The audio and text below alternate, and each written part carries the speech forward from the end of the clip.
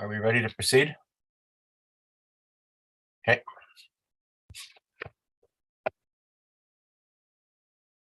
Good afternoon and welcome to this online hearing of the Committee of Adjustment for the City of Ottawa.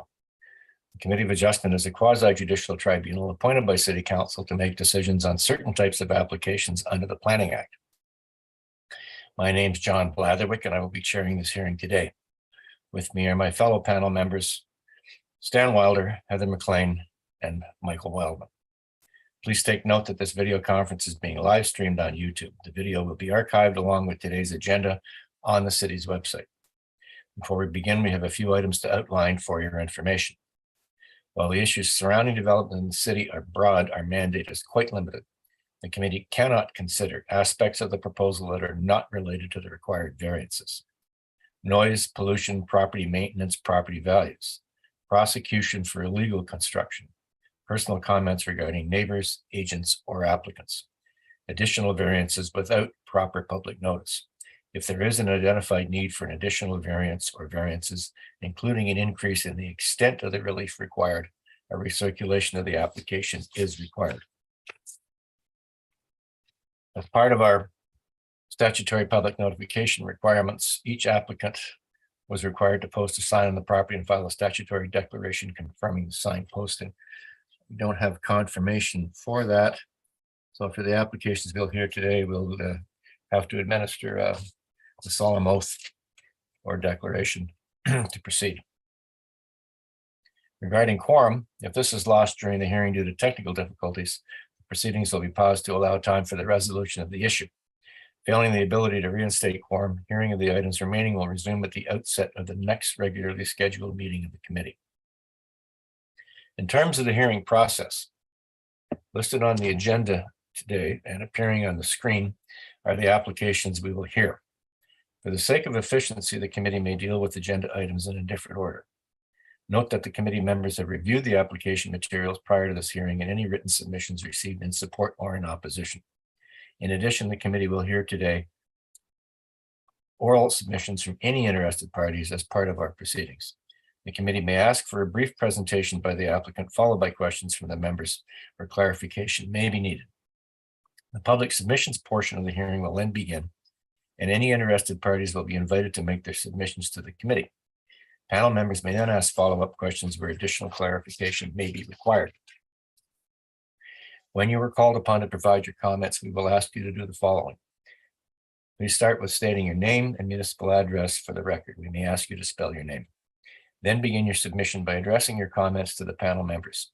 You may ask questions, but please direct them only to the chair. Please limit your comments to a maximum of 5 minutes. Any exceptions will be at the committee's discretion. Once all interested parties have had an opportunity to address the panel, the public submissions portion of the hearing will then be closed.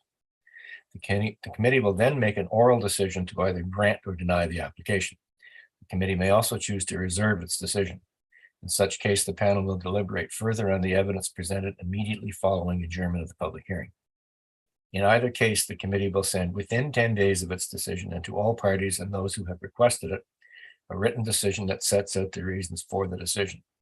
All decisions of the committee are subject to a 20-day appeal period during which the decision can be appealed to the Ontario Land Tribunal for a fee. Before we begin, are there any declarations of interest for any of the members regarding panel 1, panel 2, or panel 3 items today? No, we don't. All right. We have minutes to adopt from July the 6th and July the 20th. I can't vote on July 6th because I did not participate in that hearing. So regarding the July 6th hearing, any amendments to these minutes needed? Seeing none, are you're going to have a vote to adopt the minutes as presented. Minutes are adopted. And regarding the 20th of July, 2022 hearing, any amendments needed? All in favor of adopting the minutes as presented? Minutes are adopted. All right. We have several items on the agenda today. There are no adjournments. And what we'll do is we'll move to item 3, to begin the hearing. And this is a 427 Mansfield is the address, and it's to permit a reduced front yard setback for an enclosed porch.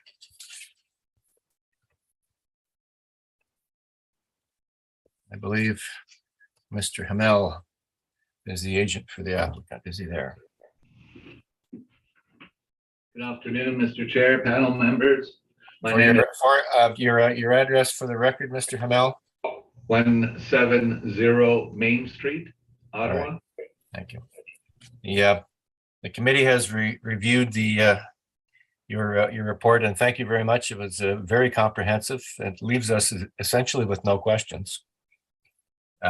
We note that there are no concerns from the planning department. There's no objections from any of the agencies, no comments from Hydro, no comments from MTO, and there is nothing on record from either neighbors or the local community association.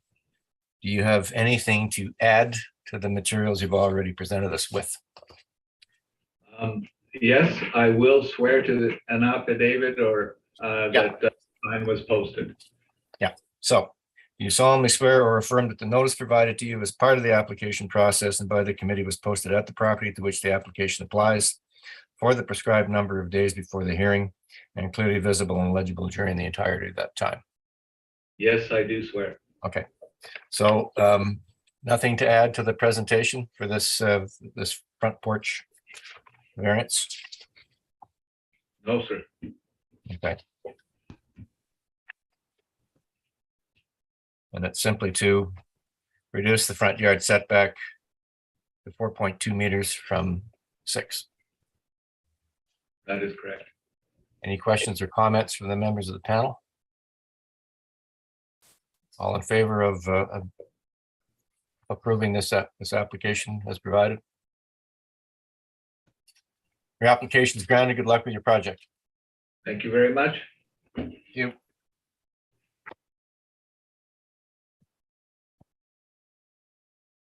The next applications we'll deal with are items 1 and 2 on the agenda. And these are consents and variances regarding 83 Ontario Street.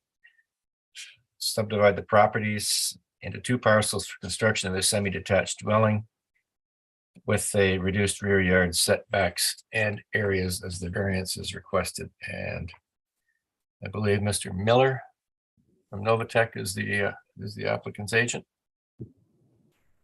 Mr. Miller, and Mr. Thompson is with us as well. Okay, who wants to take the oath? I will, Mr. Speaker. Okay. All right, for the record, your address, please, Mr. Miller. Yep, it's 240 Michael Copeland Drive, Suite 101. Okay, thank you. Okay, do you solemnly swear or affirm that the notice provided to you as part of the application process and by the committee was posted at the property to which the application applies for the prescribed number of days before the hearing and clearly visible and legible during the entirety of that time? I do, I swear. Okay. All right.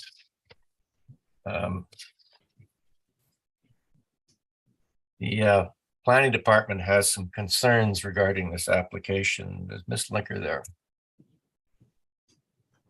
Yes, thank you, Mr. Chair. Staff have concerns with the requested minor variances for rear yard setback and area as it relates to impacting the character of the street and neighborhood. When accounting for the site context, the proposed setback is not a common mid-block condition and is not compatible with the existing pattern within the neighborhood. Staff believe that a rear yard that is more aligned with the zoning bylaw and surrounding properties will allow for further landscaping and on-site amenity area and will avoid impacting the character of the block. And you also had concerns regarding the secondary dwelling units and parking, I believe. Yes, there is a little bit of conflict between the parking space that's proposed and the access to the secondary dwelling unit. There is a provision in the zoning bylaw that relates to front yard parking and access to a dwelling unit. I believe the zoning bylaw will be updated in the future to make this a more general condition to apply to all circumstances. But it hasn't been updated yet, so we have to live with what we have. Okay. And you also, I think the department also was speaking regarding, or had a comment regarding city tree number 1. The tree needs to be retained and protected during the redevelopment of the site. Yes, Mr. Chair, that's correct. Okay. All right, Mr. Miller, we've reviewed your materials. Once again, I mean, they're very comprehensive as per usual with your firm. I think we should deal with the committee's or with the planning department's comments and their concerns regarding setbacks in rear yard area. I think some of the members of the committee also have concerns regarding this. So I guess we need a site plan up, and if you could deal with the issues. You've also got a neighbor that sent, I think, have you seen the neighbor's letter from 81? Yes, we have to. Okay. And I think you need to deal with those concerns as highlighted by the neighbor living next door. I'm assuming you've also got the Overbrook Community Association's position on this application. You, Mr. Chair. So to the issues raised by the department. Great. Mr. Chair, are you ready if I present? Oh, yes, please do. Wonderful. Good afternoon, Mr. Chair and members of the committee. The applications in front of you this afternoon are minor variance and severance applications on the property municipally known as 83 Ontario. The subject site, next slide, please, sorry. The subject site is located in the Rideau Rockcliffe ward of the City of Ottawa on the north side of Ottawa Street. You can see the property on the image in front of you in relation to neighboring communities. Next slide, please. The subject site is an interior lot in an area bounded by Wolfe Street to the north, Donald Street to the south, Marguerite Avenue to the west, and Vanier Parkway to the east. The subject site is an interior lot with 15.24 meters of frontage along Ontario Street and an area of 404.6 meters squared. Whereas a regular lot has a lot depth of 30 meters, the surrounding area is characterized by lots generally with an irregular lot depth of 26 meters. The subject site is currently occupied by a detached dwelling with driveway having access off of Ontario Street. Next slide, please. The proposal seeks to split the existing lot into two. Part 1 and Part 2 are shown on the draft reference plan in front of you. Next slide, please. The image in front of you shows Severance Application 1. This application will create the western lot labeled as Part 1 on the draft reference plan. Part 1 will have a total area of 202.2 square meters, a depth of 26.55 meters, and a frontage of 7.62 meters on Ottawa Street. Next slide, please. The image in front of you shows Severance Application 2. This application will create the western lot labeled as the eastern lot labeled as Part 2 on the draft reference plan. Part 2 will have a total area of 202.4 square meters, a depth of 26.55 meters, and a frontage of 7.62 meters on Ontario Street. We will now speak briefly to the rationale for the severances. It is also this time that we'd like to remind the committee that the consent applications for this site are not dependent on the minor variances and can be decided upon separately. With respect to Section 53(1) of the Planning Act, a plan of subdivision is not required for the proper and orderly development of the municipality. With respect to the criteria set out in 51(24) of the Planning Act, we have the following responses. A, the proposed development has regard for various matters of provincial interest, including the orderly development of safe and healthy communities. B, the severance of the lot is not premature since the subject property is located within a fully developed neighborhood where hard and soft services are available. C, the subject site is designated general urban area on Schedule B of the in-force City of Ottawa official plan. The in-force City of Ottawa official plan encourages and supports infill and intensification in the urban area. The proposed severances result in the intensification of an existing lot within the general urban area. With respect to the council adopted official plan, the subject property is located within the neighborhood designation of the inner urban area transect. The requested severances facilitate gradual change in character that supports intensification towards the target densities set out in section 3.2 of the in-force official plan. The council adopted official plan. D and F, the proposed severances will result in 2 lots that fully comply with the minimum lot width and minimum lot area requirements for a semi-detached dwelling in the R3M zone. The proposed lot areas are compatible with the existing land use patterns and lot fabric of the neighborhood. The dimensions of the proposed lots do not inhibit the functionality of the site. I, adequate municipal services are available to service the site. J, there are a number of schools located in the vicinity of the subject site. Donald Street Public School is located approximately 300 meters from the subject site. Our Lady of Mount Carmel School is located approximately 600 meters from the subject site. Elementary School Catholique Horizon Jeunesse, forgive my French, is located approximately 800 meters from the subject site. And Vinci Montessori School is located approximately 850 meters from the subject site. It is our opinion that the severances meet all criteria under the Planning Act for severances. Next slide, please. So this slide in front of you highlights the requested variances. The variances are required to support a minimum reduction in the minimum rear yard setback and minimum rear yard area for both parts 1 and 2 on the draft reference plan. For part 1 of the draft reference plan, the requested rear yard setback is 5.2 meters, and the requested rear yard area is 39.7 square meters.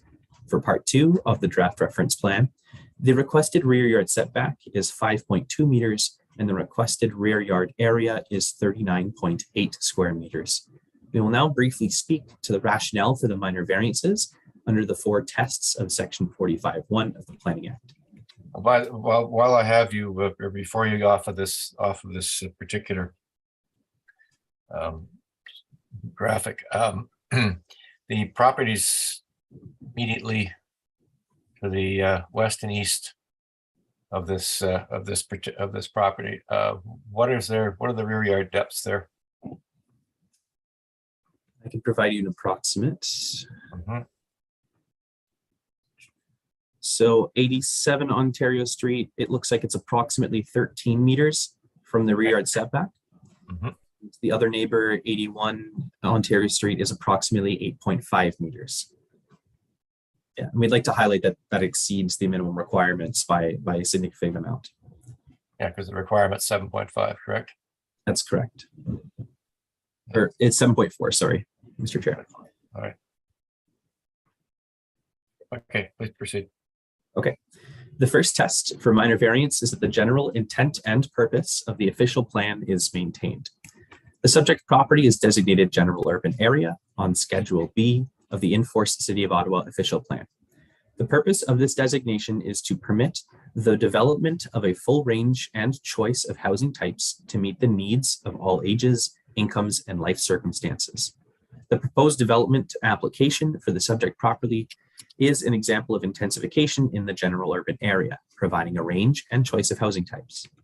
The subject property is designated neighborhood on Schedule B2 of the City of Ottawa official plan, the council adopted official plan to be specific.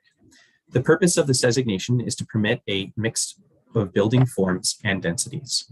The requested minor variances would facilitate a built form feasible on typical lots. The minor variances maintain the general intent and purpose of the in-force and council adopted official plan. Next slide, please. The second test for minor variance is that the general intent and purpose of the zoning bylaw are maintained. The subject property is zoned R3M under the City of Ottawa zoning bylaw 2008-250. The requested minor variances are to facilitate the development of a semi-detached dwelling, which is listed as a permitted use under the R3 zone. Regarding the rear yard area, the purpose of section 144, subsection 3A of the zoning bylaw is to ensure the adequate provision of amenity space. A variety of public parks are within a close walking distance from the subject site, as seen on the current slide. Riverine Park is located approximately a 4-minute walk or 300 meters from the subject site. Gillow Julian Park is located approximately an 8-minute walk, 650 meters from the subject site. And Overbrook Park is located approximately a 14-minute walk, 1.1 kilometers from the subject site. Unfortunately, the zoning bylaw refers to the amenity open space on lot. Quite frankly, I don't know how the rest of the other members feel, but it's irrelevant to me if there was a public park right directly beside your property. We're dealing with amenity open space on the property. Please continue. Thank you for your comments, Mr. Chair. Regarding rear yard setback, the purpose of section 144 subsection 3, table 144B of the zoning bylaw, this regards the rear yard setback rather than the rear yard area, is to reduce overlook and increase privacy for neighbors. A fence is provided along the perimeter of the lot to reduce the impact of overlook into neighboring rear yards. The requested variances would result in a building envelope similar to what is already permissible by the zoning bylaw. The proposed development is a 2-story semi-detached dwelling and will not generate significant increase in overlook into neighboring yards as a result of the requested variances. The minor variances meet the general intent and purposes of the zoning bylaw. The third test for minor variance is that the minor variance is considered desirable for the use of land. The requested variances are considered desirable for the use of land as the infill development supports intensification while having regard for existing uses and intensity permitted by the R3M zone. Intensification is further supported by the availability of services in the surrounding area. A variety of bus transit stops, commercial businesses, and parks are present within a 15-minute walk of the subject site as seen above, or on the slide in front of you. The minor variances requested facilitate an appropriate form and scale of development near established neighborhood amenities and transit routes. The minor variances are considered desirable for the use of land. And lastly, the fourth test for minor variance is that the variance is considered minor in nature. The requested minor variances would permit a reduction in minimum rear yard setback. The subject site has an atypical lot depth of 26.6 meters. All neighboring properties and the subject site are irregular lots. The proposed development would comply with the zoning bylaw requirements for minimum rear yard setback and minimum rear yard area if constructed on a lot with a typical 30-meter depth. But this isn't a typical 30-meter lot. This is a 26-meter lot. Understood, Mr. Chair. The neighboring properties provide rear yard setbacks that exceed the minimum requirement of the zoning bylaw. Overlook concerns would be present with a rear yard setback that fully complies with the zoning bylaw requirement given the existing built conditions of the neighboring properties. Furthermore, a fence is provided along the perimeter of the lot to reduce impact of overlook into neighboring rear yards. The requested minor variances would permit a reduction in minimum rear yard area. This reduced amenity area is offset by the nearby proximity of public parks as discussed above and shown on the current image. The requested variances for minimum rear yard setback and minimum rear yard area provide for a functional design of the subject site. The requested variances would have no impact on the streetscape. The requested variances will result in minor mitigated impact to the rear yard of neighboring properties. The requested variances are considered minor in nature. In the interest of engaging the local community, our client had proactively reached out to the Overbrook Community Association, who provided feedback on March 14th of this year. The Overbrook Community Association has remained in support of the proposed severances and requested minor variances. This has been an ongoing conversation. Next slide, please. Yes, we have their correspondence on file. Perfect. But you're aware of the comments from the neighbors at 81 Ontario Street. Yes, Mr. Chair, and if you'd like, we can speak to those as well in more depth. Have you spoken to the neighbors? We had distributed flyers describing the minor variances and consent applications approximately 2 weeks before the hearing. All right, but I would suggest that what someone needs to go and speak to the next door neighbors, because quite frankly, the issues they raise aren't before this committee. Yes. Yeah. These are standard concerns of an incumbent property owner when there's going to be development. And I think, quite frankly, to assuage their fears, concerns, probably best to reach out to them and sit down and have a conversation. I mean, I've got exactly the same thing going on almost directly behind my house, and we've had many conversations with the developer to ensure that everything proceeds properly and basements don't fall in, or walls don't crack, that kind of stuff. So if you can talk to them, I think it would be very helpful. I'm sure they'd appreciate it. I see. Thank you, Mr. Chair. Okay. If the coordinator has it, we have just a concluding slide. Okay. If that's permissible. Thank you. Yeah, go ahead.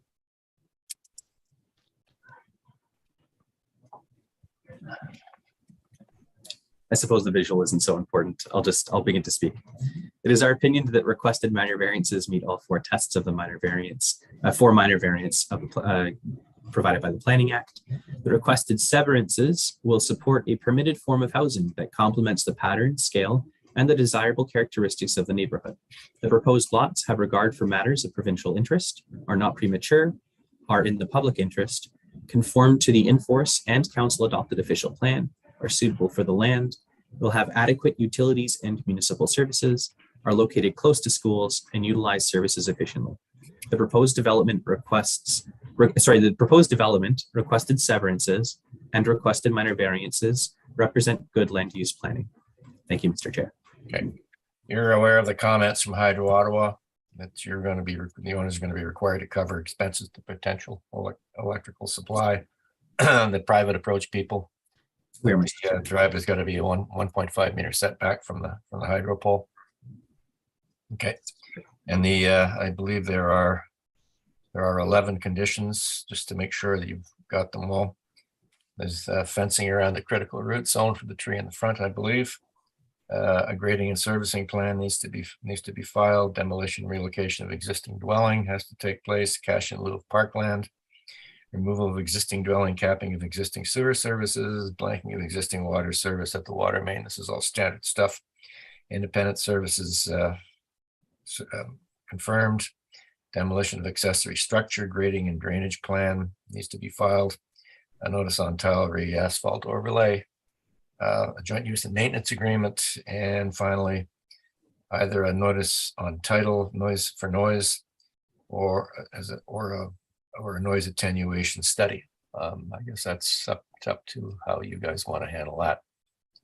Okay, so we have those. We have comments or concerns from the members of the panel? Ms. McLean. Thank you, Mr. Chair. Mr. Miller, I'm not sure I hear any rationale for the need for the additional square footage or for the reduced rear yard. And the other issue the concern that was brought up was the overlooking. And I thought I saw windows in the second floor at the rear of the building. So I just wondered if you could clarify and finally tell us what size the house is in square footage. Thank you. Miller? Yes, thank you, Mr. Chair. I think we should probably put up the Elevation. The elevations of the house. Should be slides, I believe they're in your package. I believe 13, slides 14.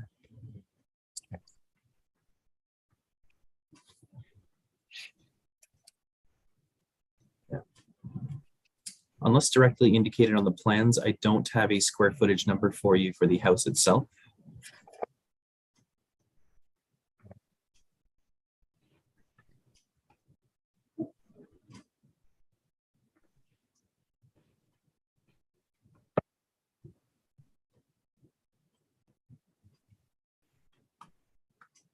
While we wait for the slide, I think Ms. McLean asked you regarding the rationale for the rear yard reduction and the reduction of amenity space. You've heard your presentation, but I don't think Ms. McLean is 100% convinced given what you've presented us with already. So if you'd like to elaborate further. I just believe that it's our client's desire to build a semi-detached dwelling that would be a similar size to one that would fit within a typical lot on this property, which is not the typical lot. And this building is gonna have secondary development units in them? To the best of our knowledge, yes. Okay, so you're essentially building a fourplex. You'll note it does appear on both side elevations for this building that the windows are kind of kept towards the center of the building and do not reach too far towards the rear yard as to not make that a bigger issue for overlook. Do we have a rear elevation? There should be 2 pages in the PDF if it's the submission version.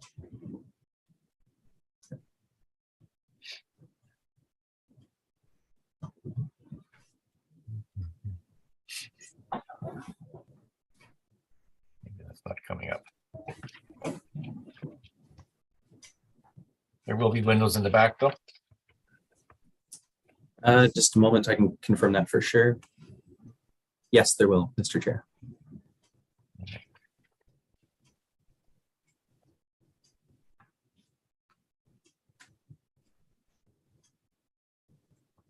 Okay.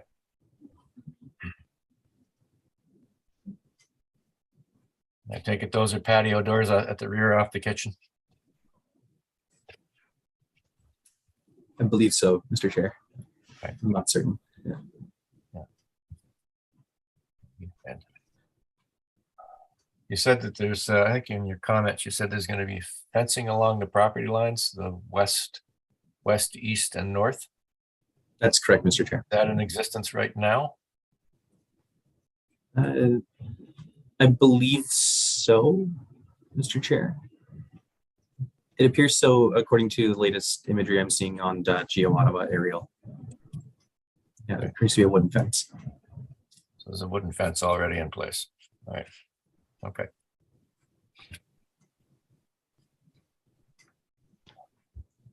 Ms. McLean. Yeah, thank you. I'm not sure with the windows on the second level, how that affects the overlooking. To my way of thinking, that you're closer to the rear lot line. You've got windows, so there is a potential overlooking issue. I'm not sure what's behind you. Another house, I think, according to the circulation map. And other than hearing that we want to put a house that would conform to a deeper lot on this less deep lot. So I think that's all I'm hearing as far as the rationale, but I'm just going to leave it there. Thank you.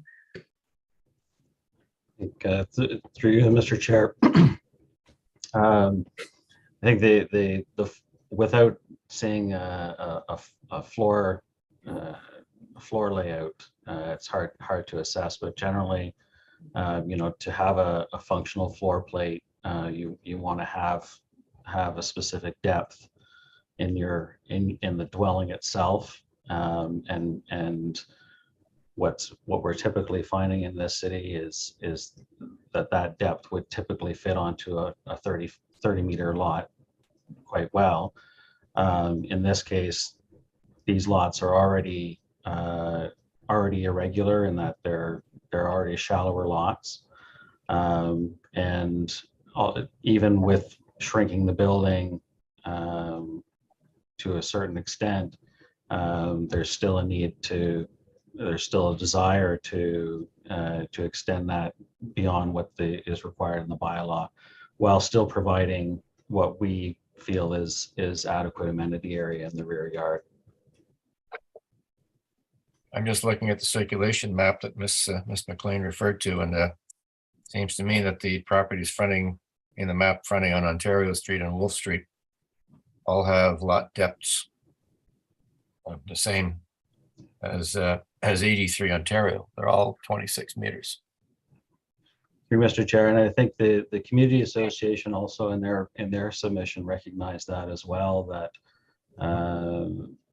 that this area is or these particular lots are irregular, and that as we see more and more redevelopment in these types of neighborhoods where they're the older homes that are in the 70 to 80 year range were smaller homes on larger lots, and as part of the whole intent to intensify and redevelop these neighborhoods.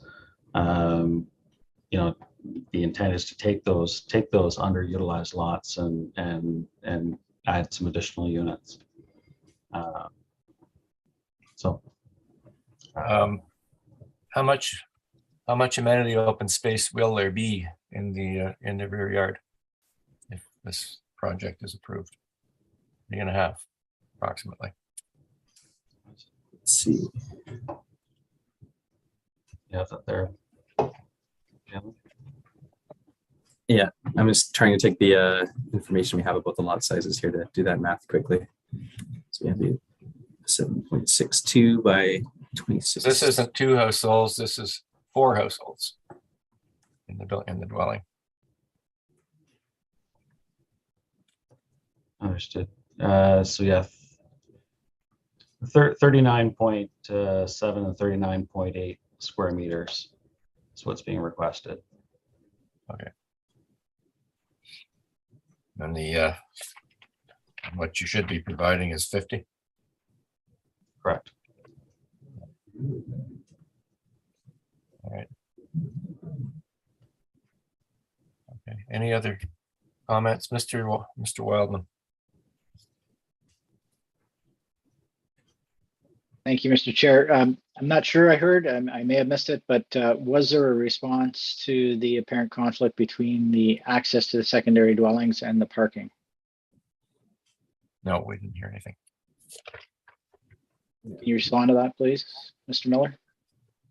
Yeah, it's our best understanding that the client will look to deal with this as part of the building permit stage and looking at some design options. And do you feel that you can meet the requirements of the city for city tree number 1 with respect to the retained to retaining it and protecting it as the critical root zone? We do. Our client is very on board with protecting this tree during development. Okay, I'd like for the coordinator to reflect that in the final decision. And just maybe specifically, and I think Member McLean was trying to hit on this, but I'll just ask again. So on the issue that the city planner raised about compatibility with the existing mid-block, how do you, I mean, I heard what you said about, you know, what would happen if you had a 30-meter lot, et cetera. But specifically with respect to non-compatibility that the city has identified, what is your response to that? Yeah, so the surrounding area, as identified in our conversation so far, is characterized by lots with that irregular depth and older homes that don't fully utilize the existing building envelope. So in terms of our justification for the variances even being minor, this stems from the concept of what the city has envisioned for these sites. The zone permits a particularly sized development and a certain series of uses. And so when compared to the permitted buildable areas on any of these given lots in the R3M zone, our variance, we believe, to be minor in nature. Even if our client was to go for an as-of-right development and just simply request a consent to sever, there would still be this significant worry about like overlook. And so we're trying our best to justify a mitigated version of that while also being able to permit this slightly longer home. Okay, so without putting words in your mouth, is it safe to say that you don't share the opinion of the city planner with respect to the mid-block patterns within the neighborhood? I believe it's a matter of interpretation, and it's difficult to respond directly to that because they're speaking to the existing context in terms of they built existing buildings, and I'm speaking to the existing context in terms of what is envisioned by the city for those lots, if that makes sense. Yeah, an as-of-right build could be made, and it would still have that conflict. So I suppose then yes, I would say to some degree. There's a bit of nuance though. Through you, Mr. Chair, to also add to that, that this is an area that I think certainly the community association have recognized it's an area and certainly in transition. And you'll find that as more and more of these lots do get developed, these rear yards that are right now well in excess of the standard standard what's required by the bylaw, these will become smaller rear yards and as things progress, and whether those meet the bylaw requirement or not, again, the backyards themselves and over time are going to be transitioned to smaller yards. All right. One quick question for Ms. Young. I just want to follow up with the comments on the tree. Ms. Young, assuming you get the fencing around the critical root zone, are you comfortable? Provided that the services are capped outside of the critical root zone of the tree. That's the intent of the fencing, is just to make Right. sure that the services are not within that area. So yes, if that's the case, then I do feel comfortable with that. Okay, thank you. Thank you, Mr. Chair. Thank you, Mr. Wildman. Any further comments, questions from the members of the panel regarding this application? I'd like to reserve on this application and have a further discussion with my panel members on this. So, thank you, gentlemen, for your presentation. Thank you, Ms. Young.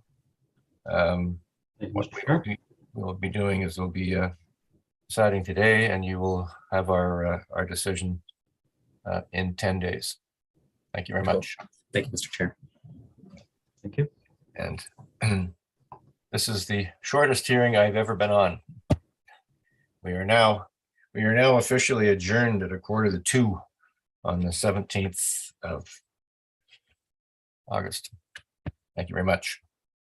We'll move on to the reserve hearing.